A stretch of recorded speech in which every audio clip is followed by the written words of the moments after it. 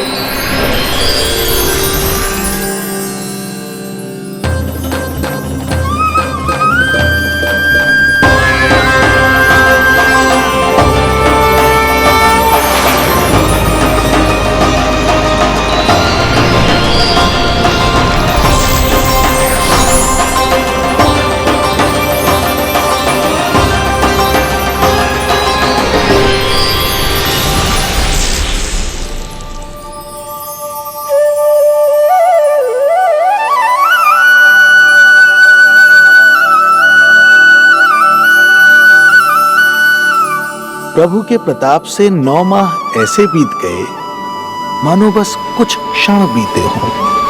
देखते ही देखते वो शुभ घड़ी, मैया यशोदा के लल्ला के जन्म की घड़ी आ गई।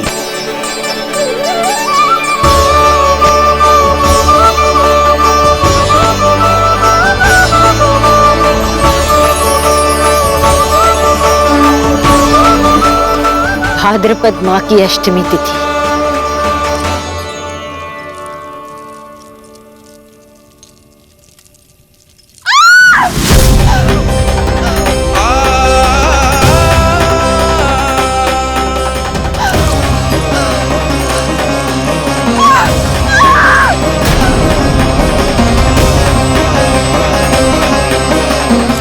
स्वामी, लगता है प्रसव पीड़ा आरंभ हो गई है।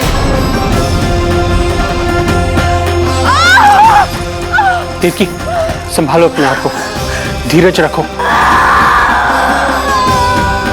जी यशोदा, दाई माँ।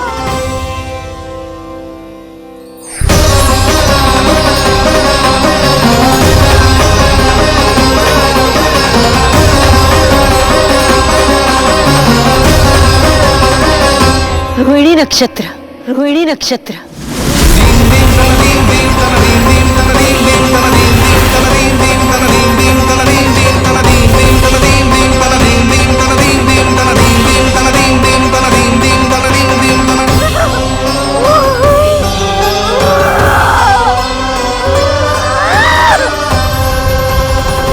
सूर्य सिंह राशि में और चंद्र वृषभ राशि में।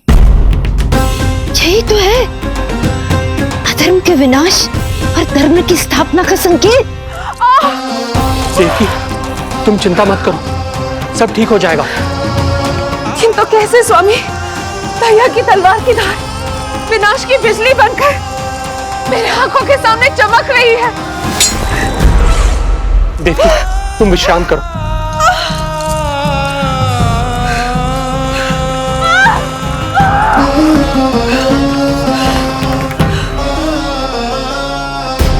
दुर्जन, जाओ फिर से देखो, मुझे पल पल का समाचार चाहिए।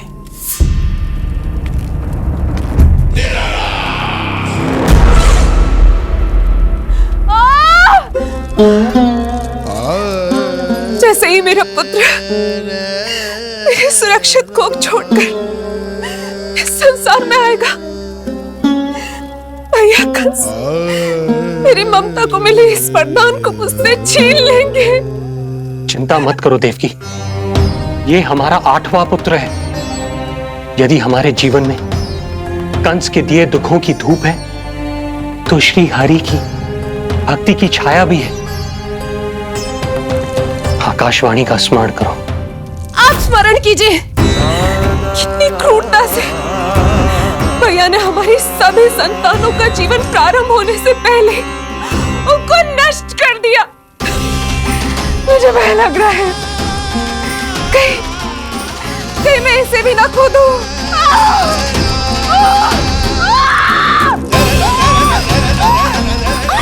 अब और प्रतीक्षा ना हो पाएगी मुझसे। अब और प्रतीक्षा ना हो पाएगी।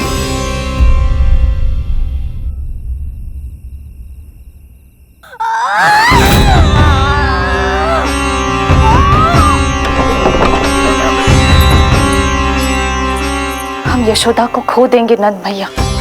यदि संतान का जन्म शीघ्र ही नहीं हुआ तो वो अत्यधिक पीड़ा में है।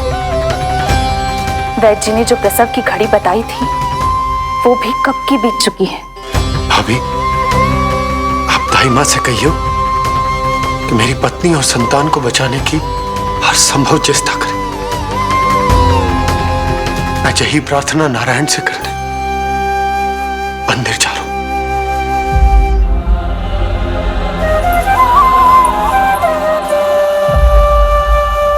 प्रभु, मैया योग माया को जन्म क्यों नहीं दे रही है?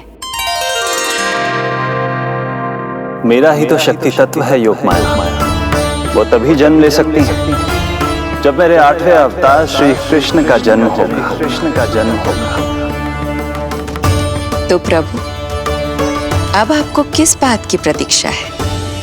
जब निश्चित प्रहर का अंत होगा और शून्य काल का प्रारंभ, तभी तो होगा जयंती योग, लल्ला के जन्म का योग। बस अब कुछ ही क्षण और।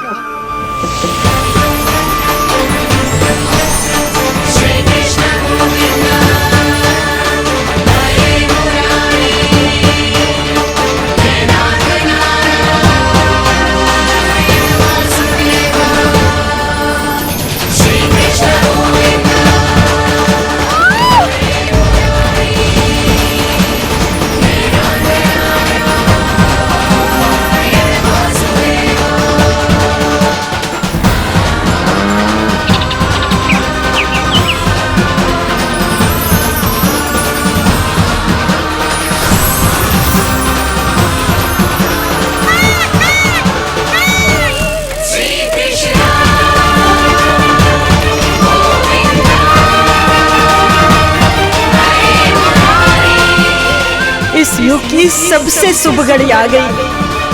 प्रारंभ हो गया दिव्य शून्य काल।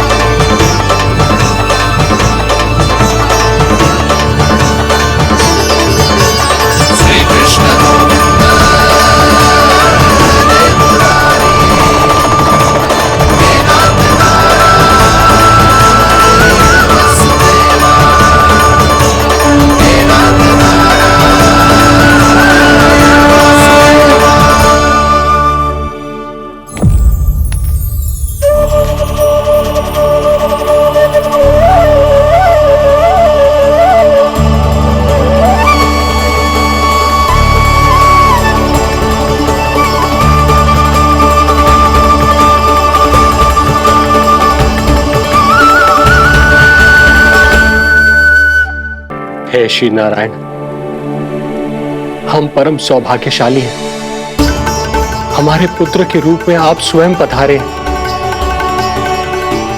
यदि मैं कारागार से बाहर होता तो ब्राह्मणों को 10 सहस्त्र गायों का दान करता, किंतु प्रभु मैं बंधन में हूं। प्रभु, कंस को जैसे ही आपके आगमन का समाचार ज्ञात होगा, आपके प्राण हरने वो तुरंत अपनी नग्न तलवार लहराते हुए चला आएगा। हे दीनदयाल, आप तो भक्तों के भय का नाश करने वाले हैं, परंतु प्रत्येक क्षण मेरा भय और भी बढ़ता जा रहा है। मेरे क्रूर भाई ने निरंतर मेरी ममता की हत्या की है। तो अब और नहीं प्रभु, आप कोई ऐसी लीला दिखाई ताकि उस पापी को आपके जन्म के विषय में पता ही ना चल पाए। आपके इस अलौकिक चतुर्भुज रूप का समाचार उनके क्रोध की ज्वाला को और भड़का देगा और वो आपका वध करने के लिए सेना सहित यहां आ जाएंगे। इसीलिए हे जगदीश, आप सामान्य बालक के रूप में प्रकट हो जाइए ताकि मैं आपको छुपाने की चेष्टा कर सकूं। या मैं कंस को यह विश्वास दिलाने का प्रयास कर सकूं कि उन्हें आपसे कोई संकट नहीं। दया कीजिए भगवान।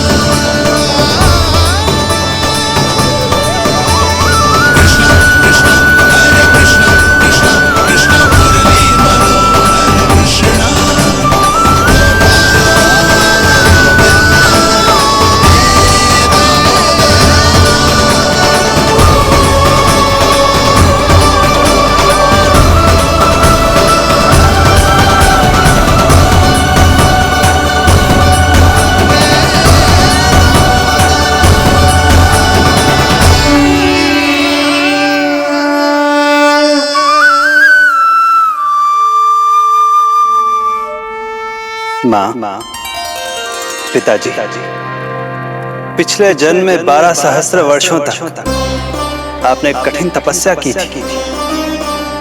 मूसलाधार वर्षा, घनघोर आंधी, चिलचिलाती हुई धूप और अस्थियां जमा देने वाली ठंड, सभी कष्ट सहे थे आपने, केवल इसलिए कि आप मुझे पुत्र रूप में प्राप्त कर सके। और आज जब मैं आपके सामने हूं तो आप कंस के भय से व्याकुल हैं और पुत्र के रूप में एक सामान्य बालक चाहते हैं। मेरे माता पिता होने के नाते आपकी इच्छा का पालन करना मेरा कर्तव्य है। मैं एक सामान्य बालक का रूप धारण करूंगा। आपको मेरे लिए चिंतित होने की और कंस से भयभीत होने की आवश्यकता नहीं। मेरा जन्म पृथ्वी पर धर्म को पुनः स्थापित करने के लिए ही हुआ है, किंतु अभी समय कम है। यशोदा रानी की चेतना जा रही है, ये इनके प्राणों के लिए शुभ संकेत नहीं है। यशोदा, आंखें खुली रखो। यशोदा, यशोदा आंखें खुली रखो।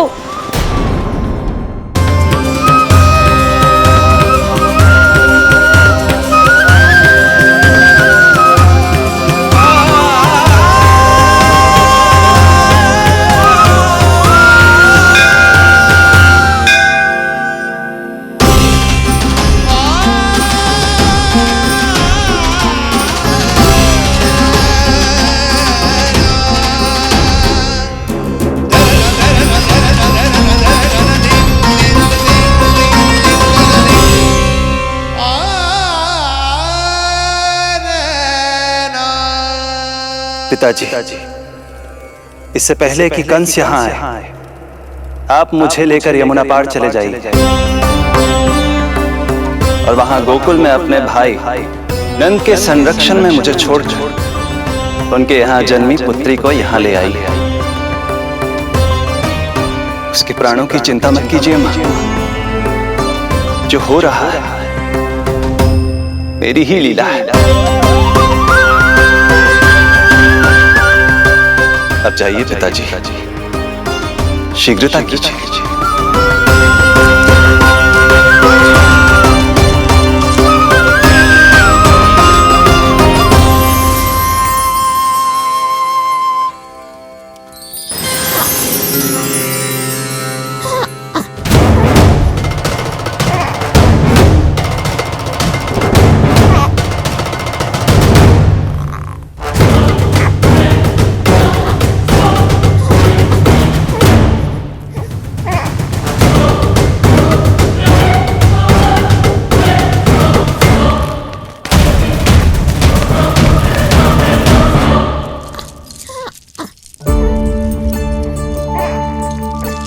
प्रभु,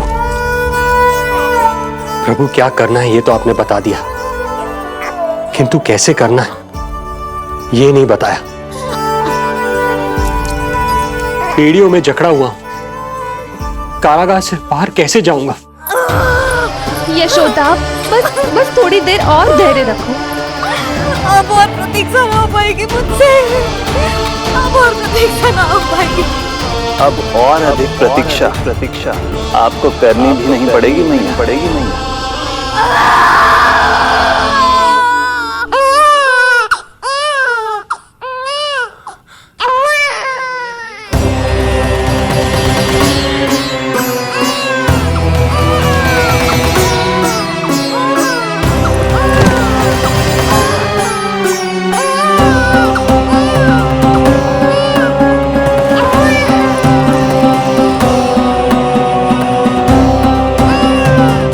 योगमाया को जन्म देते ही मैया यशोदा अचेत हो गई, किंतु अपनी सुध-बुध खोने वाली वो अकेली नहीं थी। इससे पहले कि कोई नन्ही योगमाया को दृष्टि भर कर देख पाता, संपूर्ण गोकुल उनकी किलकारियों के प्रभाव से गहरी निद्रा में सो गया। योगमाया को जन्म दे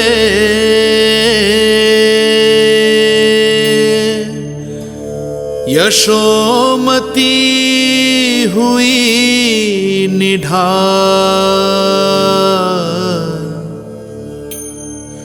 कोख जनी ना लख सकी, समय की ऐसी चाल, समय की ऐसी चाल।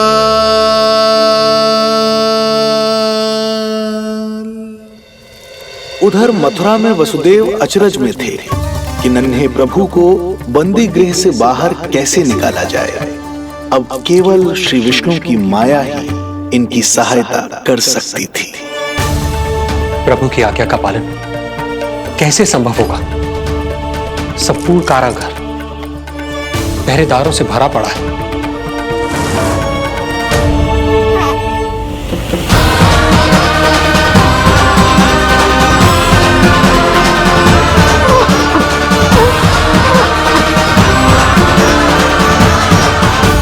इस तरह के और भी एपिसोड देखने के लिए हमारे चैनल को सब्सक्राइब करें और बेल आइकन दबाना ना भूलें।